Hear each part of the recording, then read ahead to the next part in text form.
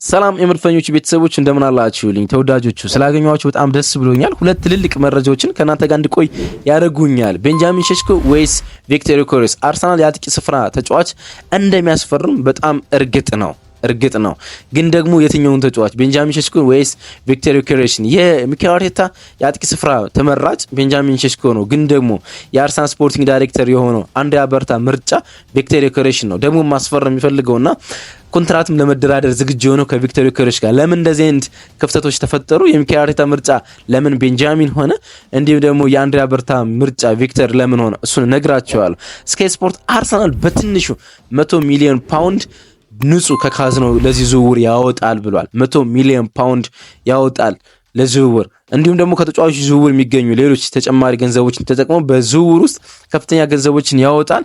የፕሮፊት ሰስቴኔብል ሬጉሌሽን ህግ ችግር ያለበትም ወይም ደግሞ የፋይናንሻል ሄልዝ ወይም ደግሞ ጤናማ የፋይናንሻል ስርዓት ነው ያለበት። ስለዚህ በርካታ ገንዘብ ያወጣል ተብሏል። ስለዚህ የአጥቂ ስፍራ ተጫዋች የማስፈረም እድሉ ሰፊ ነው። ግን ማን ይሆናል? እሱን ነው የነገርኳችሁ ምቆየው። አብራችን ቆዩ። የሮድሪጎ ዝውውርም ላይ መረጃዎች ወጥተዋል። እሱንም ያጤነው ቆዩ ያለ ኒኮ ዊሊያምስ፣ ሮድሪጎ ጎይሼስ ወይስ ደግሞ ራፋኤል ሊዮ? አሁን ግን ስሞች ወደ ሮድሪጎ አዘን ብለዋል። እሱ ላይ መረጃ ላይ እነግራቸዋለሁ። አብራችን ቆዩ። የምትገኙት አርሰናል ኢንፎ ላይ ነው። ተወዳጆች ሰብስክራይብ ማድረጋችሁ አይለይ። የእናንተ ምርጫስ ማን ነው? ጻፉልኝ። ቤንጃሚን ሼሽኮ ወይስ ቪክቶር ዮኬሬስ? ጻፉልኝ።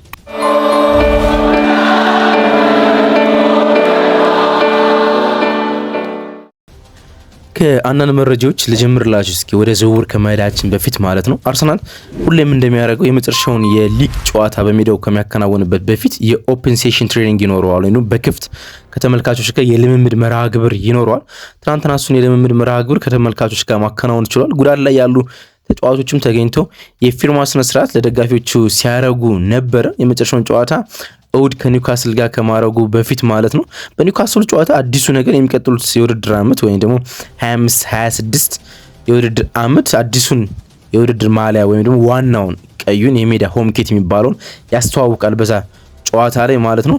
አንዳንድ ቁጥሮችም አንቪል ተደርጓል ወይም ደግሞ ይፋ ተደርጓል። ለምሳሌ ዴቪድ ራያ ከ22 ቁጥር ወደ 1 ቁጥር ለባሽነት በሚቀጥለው ውድድር ዓመት እንደሚመጣ እርግጥ ሆኗል። ኢተን ዋናሪ ከ53 ቁጥርነት ወደ 22 ቁጥርነት እንደሚመጣ የሱም ታውቋል። ሉዊስ ኬሊ በነበረበት 49 ቁጥር ነው እንደሚቀጥል የታወቀ። የኬረን ቲርኒ መልቀቅን ተከትሎ 3 ቁጥር የመልበስ እድልም አለው የሚሉ ብዙ ተመልካቾች እየወጡ ነው የሚገኙት። ግን እርግጥ አይደለም። የራያ እና የኢተን ዋናሪ ግን እርግጥ ነው። ልምምዱ እንዳልኳችሁ በኦፕን ሴሽን ነበረ። ቲምበር እና እንዲሁም ደግሞ ገብርኤል ማጋለሽ ተገኝተው ነበረ። ልምምድ አላከናወኑም። ጉዳት ላይ ያሉ ተጫዋቾች እንደሆነ ይታወቃሉ። ግን ከደጋፊዎች ጋር የፊርማ ስነ ስርዓት ሲያደርጉ ታውቋል። በኦፕን ሴሽኑ ልምምድ ላይ አዲስ የነበረው ፊት የካይ ሃቨርትዝ ወደ ልምምድ መመለስ ነው። በሊግ ውስጥ ከሚከናወኑት ሁለት መርሃ ግብሮች ውስጥ ይኖራል ተብሏል። አርሰናል ወደ ቻምፒየንስ ሊግ ፋይናል አልቀረበም እንጂ እንደሚደርስ የታመነ ነበረ። ካይ ሃቨርትዝ ተመልሷል። ጀርጂኖ ከጉዳት ተመልሷል። ራይስ እንዲሁ ተመልሷል። ትሮሳርድን ባለፈው ጨዋታ ላይ በጉዳት ከሜዳ ሲወጣ ተመልክተው ነበር። እሱም ተመልሷል በመጨረሻው ልምምድ ወይም ደግሞ ከተመልካቾች ጋር በነበረው ልምምድ ማለት ነው። በፀሐይ ብርሃን ወይም ደግሞ በኦፕን ሴሽን እንዲሁም ደግሞ በብርሃን የተከናወነ ልምምድ ነበር። ብዙ ተመልካቾች የወደዱት ልምምድ ነበር። ለደጋፊ ተብሎ የተከናወነ ልምምድ ስለነበረ ማለት ነው። ወደ ቶም ካንተን የፉትቦል ለንደን መረጃና ስካይ ስፖርትም አብሮ ባጋራው ትናንትና ባለው አዲስ መረጃ ቆይታ እናድርግ። እንግዲህ አርሰናል ሁለት የአጥቂ ስፍራ ተጫዋቾችን የማስፈረም እድሉ በጣም ሰፊ ነው። እርግጠኛ ሆኜ ነው የምነግራችሁ። ቪክቶር ዮኬሬስ ይሁን ቤንጃሚን ሼሽኮ ግን የታወቀ ነገር የለም። እንግዲህ ሲናሪዮ የት እንደሚጀምር ልንገራችሁ። ባለፈው የውድድር ዓመት ክረምት ላይ አርሰናል ምንም አይነት ተጫዋቾችን እንዳላስፈረመ ይታወቃል። በዛ ተከላካዩን ሪካርዶ ካላፊዮሪ ሜሪኖ ነው ማስፈረም ይቻል። በኦፌንሲቭ ፕሌየር ላይ ምንም አይነት ተጫዋች አልነበረውም ፊርማ ላይ ማለት ነው፣ ወይም ደግሞ በአጥቂ ቦታ ላይ ማለት ነው። ሚኬል አርቴታ የረዥም ጊዜ የቤንጃሚን ሼሽኮ ፈላጊ ነው። በጣም የረዥም ጊዜ ማለት ነው። ባለፈው ውድድር ዓመት ወደ አርሰናል ለመዘዋወር ቤንጃሚን ሼሽኮ በጣም ቀርቦ ነበር። አርሰናልና አርቢ ላይፕዚግም በዝውውሩ ጉዳይ ላይ ሙሉ ለሙሉ በሚባል ደረጃ ተስማምተው ነበር። ኤዲዮ ጋስፐርና እንዲሁም ደግሞ የአርቢ ላይፕዚግ ስፖርት ዳይሬክተር ሙሉ በሙሉ ተስማምተው ነበር። ግን ዝውውር ውስጥ የተፈጠረው ጉዳይ የሚኬል አርቴታና የቤንጃሚን ሼሽኮ የስልክ ልውውጥ ነው የተባለ። ቤንጃሚን ሼሽኮ በጣም እንደሚፈልገው ግን ደግሞ ፕላኑ የረጅም ጊዜ እቅዱ እንደሆነ እንጂ በሚቀጥለው ውድድር ዓመት በቀጥታ ወደ ቋሚ አስተላለፍ እንደማያመጣው ወይም ደግሞ ወደ ፉክክር እንደሚገባ የቋሚ አስተላለፍ እድልን ጋራንቲ እንደማይሰጠው ፉክክር ውስጥ እንደሚገባ ነገረው ነው የተባለ ለቤንጃሚን ሼሽኮ ሚኬል አርቴታ። እሱን ከነገረው በኋላ ቤንጃሚን ሼሽኮ አንድ አመት ቢያንስ በዛ ለመቆየት እንደወሰነ እና ራሱን ፕሩቭ ለማድረግ እንደወሰነ ወደ ትልልቅ የአውሮፓ ሊጎች ሲመጣ ወደ ቋሚ አሰላለፍ በቀጥታ የሚያስገባ አስገዳጅ ፐርፎርማንስ ውስጥ ገብቶ ወይም አንዳንድ ተጫዋች በጣም ጥሩ ሲሆን ያስገድዳል አይደለ? ልክ እንደዛ አስገዳጅ ፐርፎርማንስ ውስጥ ገብቶ ለመምጣት ወሰነ ነው እንግዲህ ሪፖርቶች የሚሉት እንጂ ባለፈው ክረምት ላይ አርሰናልና አርቢ ላይፕዚግ ሙሉ በሙሉ ተሰማምተው ነበረ። ፐርሰናል አግሪመንት ደግሞ በቤንጃሚን ሼሽኮና በአርሰናል ጉዳይ ላይ ምንም ችግር አልነበረውም እና የአርሰናል ፕላን ኤ ወይም ደግሞ የስፖርቲንግ ዳይሬክተር ኤዱ ጋስፐር እሱ እንደወጣም የነበረው ተናይቶ ተስማምተው ነበረ በሱን ቤንጃሚን ሼሽኮን ለማምጣት። ግን ከዛ በኋላ አንድሪያ በርታ ወደ አርሰናል ደረሰ። አዲስ ስፖርቲንግ ዳይሬክተር ሆኖ የክለቡን እቅድ የራሱን እቅድ ከሚኬል አርቴታ ጋር ቁጭ ብሎ መንደፍ ጀምሩ። እንግዲህ አንድሪያ በርታ ከመጣ በኋላ ፕሩቭን አጥቂ ፈልጋለሁ ነው ያለ ነው የተባለ። እንግዲህ ፕሩቭን አጥቂው እንደመጣ ኢምፓክት ሊፈጥር እንጂ ለጋ ወጣት በሚቀጥሉት የውድድር ዓመታት ለክለቡ የሚጠቅም ተብሎ የሚፈረም ተጫዋች አልፈልግም። ፕሩቭን ስትራይከር ደግሞ ገበያ ላይ ቪክተር ዮኬሬሽ ነው ብሎ አቀረበ ነው የተባለ። ታስታውስ እንደሆነ ክረምት ላይ በጣም በተደጋጋሚ ብዙ ጋዜጦች ቪክተር ዮኬሬሽን ከአርሰናል ጋር ሲያያይዙት በፍጹም የሚኬል አርቴታ እቅድ እንዳለው ነግራችሁ ነበር። እስከ ጃንዋሪ ድረስ ዴቪድ ኦርንስተን ለዛ አትሌቲክ በጣም እርግጠኛና 100% ነበረ ቪክተር ዮኬሬሽ የአርሰናል እቅድ ውስጥ እንደሌለ ማለት ነው። እናም እንዳልኳችሁ እንግዲህ አንድሪያ በርታ ወደ አርሰናል ሲመጣ ለረጅም ጊዜ ተከታትየዋል እንደ ስፖርቲንግ ዳይሬክተርም ፕሩቭን ስትራይከር ነው ቪክተር ዮኬሬሽ ነው እቅዳችን በማለት ለሚኬል አርቴታ ቀረበለት ነው የሚባለው። እንግዲህ ንጻሪዎችን እንመልከት። አንዱ ምክንያት እንግዲህ ሚኬል አርቴታ ወጣት ከመሆኑና ኢነርጂ ያለው ተጫዋች በመሆኑና ለመግራት የሚመች መሆኑን ነው ቤንጃሚን ሼሽኮን የፈለገው። እንዳልኳችሁ አንድሪያ በርታ ደግሞ ቪክተር ዮኬሬሽን የፈለገው ፕሩቭን ስትራይከር የሆነ የእድሜው ፒክ ላይ የደረሰ እንደመጣ ኢምፓክት ይፈጥራል በሚል ነው። ሁለቱም ጋር ችግር አለ። አንደኛ ቤንጃሚን ሼሽኮ ወጣት ከመሆኑ አንፃር ሊጉ መላመድ ካቃተው ትልቅ ችግር ነው የሚሆነው። ግን ደግሞ ቀስ በቀስ ሊላመድ የሚችልበት እድል አለ። ለአርሰናል ቡድን ግንባታ ግን ለቡድን ግንባታ ነው እንጂ በሚቀጥለው ዓመት መጥቶ ችግር ሊያጋጥም ይችላል ወይም ደግሞ ላይሳካ የሚችል ሊሆን ይችላል። ግን ቀስ ብሎ የሚመጣ ነው ወጣት ተጫዋች ስለሆነ ማለት ነው። ቪክተር ዮኬሬሽን ከመጣ በኋላ ቀጥታ ጎል ሊያስቆጥርልህ ይችላል። ካላስቆጠረልህ ግን በቃ አልተሳካም ማለት ነው። ዙሩ ሬሲንግ ቫሉ አይኖረውም። ተመልሶ የሚሸጥ አይነት ዋጋ አይኖረውም። ትልቅ ተጫዋች ነው። በእድሜው 27 ዓመት ይደርሰዋል ሰኔ ላይ። ቤንጃሚን ሼሽኮ ግን 22 ዓመቱ ነው። ስለዚህ ቪክተር ዮኬሬሽ የሚመጣ ከሆነ አሁን ኢምፓክት መፍጠር አለበት። ካልፈጠረ ግን በቃ ኪሳራ የሆነ ዝውውር ነው የሚሆነው ማለት ነው። የሁለቱ ሰዎች ግራ መጋባት በዚህ ውስጥ ነው። ግን አንዳንድ ቁጥሮችን እስኪ ልንገራችሁ። ቤንጃሚን ሼሽኮ ዝውውሩ 67.3 ሚሊዮን ፓውንድ ይገመታል ተብሎ ይጠበቃል። 67.3 ሚሊዮን ፓውንድ ወደ 80 ሚሊዮን ዩሮ አካባቢ ማለት ነው። 86 ጎሎችን በ86 ያህል ጨዋታዎችን በዚህ ሁለት ዓመት ውስጥ ለአርቢ ላይፕዚግ ማድረግ ችሏል። 39 ጎሎችን ነው ማስቆጠር የቻለ በእነዚህ ሁለት ሲዝኖች ማለት ነው። አራቱ ፍጹም ቅጣት ምቶች ናቸው። ወደ ቪክተር ዮኬሬሽ ስንመጣ 84.1 ሚሊዮን ፓውንድ የውል ማፍረሻው ነው። ያ ማለት ወደ 100 ሚሊዮን ዩሮ አካባቢ ማለት ነው። የውል ማፍረሻውን አርሰናል መክፈል ይጠበቅበታል። ግን እንደሚባለው ከሆነ በድርድር ከውል ማፍረሻው ዝቅ ባለ ሂሳብ መሸጥ ይፈልጋሉ ተብሎ ነው የሚገመተው ስፖርቲንግ ሊዝበኖች። ምክንያቱም ከዚህ የውድድር ዓመት በኋላ በዚህ ከፍ ባለ ገንዘብ እሱን የመሸጥ እድል የላቸው። አንደኛም በእድሜው፣ ሁለተኛም የኮንትራት መጨረሻው አካባቢ ላይ ስለሚደርስ ከዚህ ከፍ ባለ ገንዘብ ሊሸጡት አይችሉ ነው ተብሎ የሚገመተው ማለት ነው። ያ ደግሞ ወደ 65 ሚሊዮን ፓውንድ አካባቢ ወይም ደግሞ ወደ 80 ሚሊዮን ዩሮ አካባቢ የሚጠጋ ይሸጣል ተብሎ ይገመታል ማለት ነው። ይህ ማለት ደግሞ ምን ማለት ነው? ከመሸጫ ሂሳባቸው ከቤንጃሚን ሼሽኮና ቪክተር ዮኬሬሽ አንድ አይነት ነው። አንተ የምትፈልገው ተጫዋች የትኛው ነው የሚለው ነው እንጂ በጣም ተመሳሳይ ነው። ወደ 100 የሚሆኑ ጌሞችን ባለፉት 2 ዓመታት ውስጥ ከብራይተን ወደ ስፖርቲንግ ሊዝበን ከደረሰ በኋላ ቪክተር ዮኬሬሽ ማከናወን ችሏል። በእነዚህ 100 ጨዋታዎች 95 ጎሎችን ማስቆጠር ችሏል። 95 ጎሎችን ማለት ነው ባለፉት 2 ሲዝኖች ማለት ነው።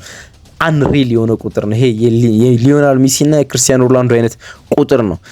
እንግዲህ 78ቱን ጎሎች ማስቆጠር ይቻላል በሊግ ነው። በፖርቱጋል ፕሪሚየር ሊጋ 21 ጎሎችን ደግሞ በአውሮፓ ውድድሮች ላይ ማስቆጠር ችሏል። በጣም አስማት የሆነ ቁጥር ነው ያለው ቪክተር ዮኬሬሽ ማለት ነው። እንግዲህ ከሁለቱ አንዱ ተጫዋቾች አርሰናል ይደርሳሉ። ለሱ እኔ ፕሩቭን ነኝ፣ በጣም እርግጠኛ ሆኜ መናገር እችላለሁ። ምክንያቱም የአርሰናል ዝውውሮች መልካቸውን ማጤን ይቻላል፣ የትኛው ተጫዋች ሊመጣ እንደሚችል ማለት ነውና ብዙ ስሞች በአጥቂ ቦታ ላይ እየተጠሩ አይደለም። ልክ አሁን የተከላካይ አማካይ ቦታ ላይ ብዙ ስም አርሰናል ላይ ያሰሙ። ማርቲን ዙቢሜንዲ ተባለ፣ በቃ እሱ አለቀ ዝውውሩ ማለት ነው። የማርቲን ዙቢሜንዲ ማለት በአጥቂ ቦታ ላይ በጣም ብዙ ዝውውሮች አይሰሙም። የሚሰሙ ዝውውሮች ቤንጃሚን ሴስኮና ቪክቶር ዮኬሬሽ ብቻ ናቸው። ለምሳሌ መስመር ተጫዋች ላይ ግራ ያጋባል የሚጠራው ስም ማለት ነው።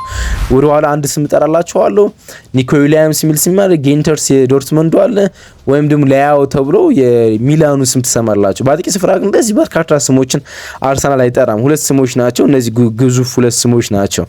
ስለዚህ አርሰናል የሚኬል አርቴታ ምርጫ የሆነው ቤንጃሚን ሴስኮን ወይስ ደግሞ የአንድሪያ በርታ ምርጫ የሆነውን ቪክቶር ዮኬሬሽን ያስፈርማል የሚለው የሚጠበቅ ነው። አንድ ሌላ ጥቂት ውዝግብ የሚፈጥረው ጎሎቻቸው ከሊግ ኮምፒቲሽን ጋር የሚነጻጸሩ ናቸው። ለምሳሌ የቪክቶር ዮኬሬሽ ጎል በጣም አንሪል ቢሆን በፖርቱጋል ሊግ ውስጥ ስፖርቲንግ ሊዝበን ባለፉት 2 ዓመታት ውስጥ በጣም ሂውጅ ቡድን ነው፣ ቀጥተኛ ቡድን ነው፣ ጎል የሚያስቆጥር ቡድን ነው። 3-4-3 ደግሞ ለሱ በጣም ተስማምቶታል።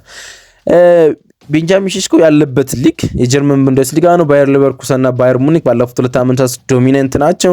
ባለፉት 2 ዓመታት ውስጥ ደግሞ አረብ ለምጅን ያን ያህል ነው። በዚህ ውድድር ዓመት 7 እና 8 ነው የቴብሉ ግማሽ ላይ የሚገኘው። ባለፈው ውድድር ዓመት ደግሞ 4-5ኛ ሆኖ ያጠናቀቀ ማለት ነው። ከዚህ አንጻር የቲማቸው ፐርፎርማንስ ያስቆጠሯቸውን ጎሎች ቤዝድ ሊያደርግ ይችላል። ግን ቤንጃሚን ሴስኮ የሚጫወትበት የጨዋታ መንገድ ከአርሰናል ጋር ተመሳሳይነት አለው።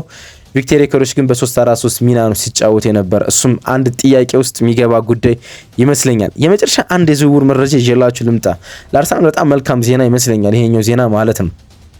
ዲያን ሁሴን ዝውውር አርሰናል ወይ ሊቨርፑል ሲጠበቅ ነበር። አሁን ወደ ማድሪድ ኦልሞስት 95% ተጠግቷል። የዲያን ሁሴን የቦርንማውዝ የተከላካይ መስመር ተጫዋች ወደ ሪያል ማድሪድ አቀና ማለት አርሰናል የዊሊያም ሳሊባን ኮንትራት የማራዘም እድሉ ይሰፋል፣ ወይም ደግሞ ሪያል ማድሪድ የዊሊያም ሳሊባን የማግኘት እድሉ ወደ 0 ይመጣል፣ ወይም ደግሞ ፍላጎቱ ይቀንሳል ማለት ነው። አርሰናል የመሸጥ ፍላጎት የለውም። ዊሊያም ሳሊባን ግን ሚሄድ ከሆነ ወደ 100 ሚሊዮን ዩሮ መግዛት ወይም ደግሞ ማስፈረም እንዳለባቸው ለሪያል ማድሪድ ሰዎች ያውቃሉ ወይም ደግሞ ተነግሯቸዋል ነው የተባለ።